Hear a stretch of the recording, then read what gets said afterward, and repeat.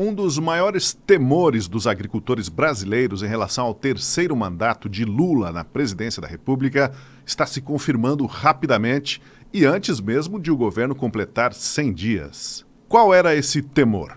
A insegurança jurídica quanto à propriedade das terras. Nunca foi segredo para ninguém que PT e MST formam uma dobradinha que pouca importância dá ao direito constitucional da propriedade privada no meio rural. E a conivência e até estímulo às invasões estão de volta. Desta vez, vêm acompanhados do aparelhamento do Estado com militantes do MST, que assumem cargos em funções estratégicas para distribuir dinheiro à sua própria organização de origem, de uma maneira disfarçada como assistência social ou estímulo à agricultura familiar. A dúvida para alguns era se, em seu terceiro mandato, o presidente Lula manteria a velha fórmula de se aliar aos invasores, mesmo diante do fato de que a modernização da agricultura brasileira nas últimas décadas fez praticamente desaparecer as terras improdutivas. Bom, se alguém tinha alguma dúvida do ânimo de Lula em relação aos seus aliados invasores de terra, os fatos não dão margem para muita interpretação.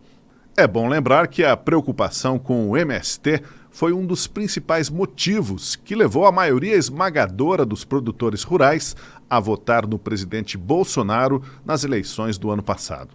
E eles não precisaram esperar muito para ver na prática o movimento dos Sem Terra, uma organização ilegal que sequer possui CNPJ, atuar como se tivesse sido eleita junto com Lula. O MST ataca em duas frentes. No campo já foram registradas 15 invasões de terra desde a posse de Lula. Pouco importa se a fazenda é notoriamente produtiva, caso de 3 propriedades da Suzano, uma das maiores empresas de celulose do mundo, no sul da Bahia. A desocupação das fazendas só ocorreu por ordem da Justiça. Em todo o tempo, o ministro do Desenvolvimento Agrário, Paulo Teixeira, falava em negociar, chamar os invasores e representantes da empresa para se sentarem a uma mesa de negociações. É o disparate do convite para a vítima negociar com o bandido, negociar com quem invadiu a sua casa, sua propriedade, e tendo o Estado como mediador. Outra invasão, a mais recente, aconteceu nesta semana, quando 250 pessoas ligadas ao MST invadiram uma área de 800 hectares de uma usina na cidade de Timbaúba, em Pernambuco. Eles alegam que as terras não cumprem a função social de produzir alimentos, a mesma retórica de todas as invasões, por mais que os sem terra tenham que amassar milho e soja para instalar os seus barracos. Na lógica do MST, com Lula no poder, se a propriedade é da União, então é deles também. Foi com essa mentalidade que no dia 25 de março o movimento invadiu uma fazenda em Hidrolândia, no interior de Goiás. A propriedade foi incluída no patrimônio da União em 2019, depois que um empresário suíço foi condenado por organizar um esquema internacional de prostituição. A fazenda era usada como rota para o tráfico de mulheres.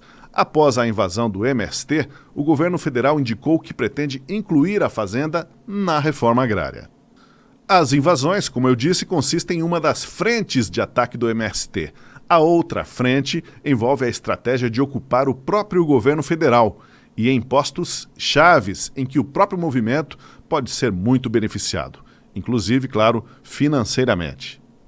Um exemplo: o ex-deputado estadual gaúcho Edgar Preto, que tem ligações históricas com o Sem Terra, é o atual presidente da Companhia Nacional de Abastecimento, a CONAB.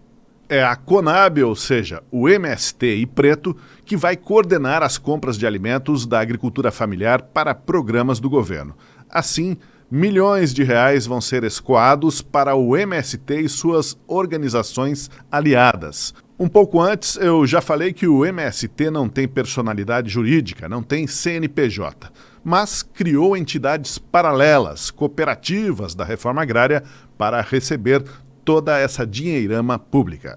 Na prática, os recursos públicos funcionam como um prêmio à ineficiência econômica e agronômica de muitos assentamentos, devido às baixas produtividades e ao uso deficiente de tecnologias. De saída, o Programa de Aquisição de Alimentos, retomado pelo governo federal, já prometeu R$ 500 milhões em compras carimbadas do MST e suas cooperativas. Como alertou o ex-presidente do INCRA, Chico Graziano, a importância da Conab para o governo do PT não é formar estoques públicos, que não tem mais sentido no mundo de hoje, mas é alimentar a máquina dos grupos anticapitalistas no campo, financiar os que ficam batendo no agronegócio, xingando tudo. Cria-se um paradoxo em que a Conab usa recursos do governo brasileiro, do povo brasileiro e até do próprio agronegócio para financiar quem mete o pau no agronegócio. Além do MSTiano Edgar Preto na Conab, o MST emplacou também Milton José Fornazieri para a Secretaria de Abastecimento, Cooperativismo e Soberania Alimentar do Ministério do Desenvolvimento Agrário. Ministério que foi recriado pelo governo federal. Fornazieri, coordenador do Sem Terra, vai comandar a execução do orçamento da Conab de R$ 1,5 bilhão para 2023. Reportagem de Wesley Oliveira, aqui na Gazeta do Povo, aponta que novas nomeações de gente ligada ao MST devem ser anunciadas nas próximas semanas. Dentre elas, a coordenadora nacional do movimento, Kelly Maforte, que foi escolhida para comandar a Secretaria Nacional de Diálogos Sociais e Articulação de Políticas Públicas da Presidência da República, um cargo ligado diretamente ao presidente. Em outra deferência ao MST, o PT indicou na semana passada o deputado federal Valmir Assunção, da Bahia, como vice-líder do partido na Câmara. Assunção está no 4º mandato e já participou do trabalho de base do MST e de ocupações de terras no interior da Bahia. Não foi sem motivos que a Frente Parlamentar da Agropecuária, uma das bancadas mais fortes do Congresso, se opôs desde o início à transferência da Conab, um órgão técnico pensador do agronegócio, do Ministério da Agricultura para o Desenvolvimento Agrário. Ao fazer isso, o governo deixou claro que instrumentalizaria a Conab para fazer política assistencialista e repassar recursos para organizações como o MST. A parte técnica de levantamento de safras, cálculo de estoques, acompanhamento dos cultivos ficou escanteada. O importante é financiar os exércitos aliados. Em relação às invasões, diante da omissão do governo, já foi protocolado um pedido para a instalação de CPI para investigar essas invasões de terras no país e a conivência das autoridades. O pedido tem 172 assinaturas de deputados, ou seja, mais de 1/3 dos parlamentares, que é o mínimo exigido por lei.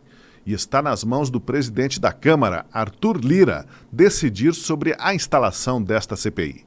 Os deputados querem investigar o modus operandi dessas invasões, que tem relatos de extorsão de proprietários, ameaças, utilização de armas ilegais e vários outros crimes que os invasores tentam revestir como movimento social. O governo federal vai fazer de tudo para barrar a CPI, para que verdades incômodas não venham à tona e ganhem os holofotes. É tudo que a dobradinha PT-MST não quer. Enquanto isso, o governo segue entregando cargos públicos, a chave do cofre de milhões de reais, para gente ligada a um movimento que promove invasão, violência e agroterrorismo. A própria sociedade financiando a violência no país, com a conivência do governo. E o Abril Vermelho, assim chamado pelo MST para marcar a intensificação de invasões, está apenas começando. Não esqueça de se inscrever em nosso canal e ativar o sininho das notificações. Assim você sempre saberá quando novos vídeos forem publicados. Compartilhe o vídeo, dê o seu like.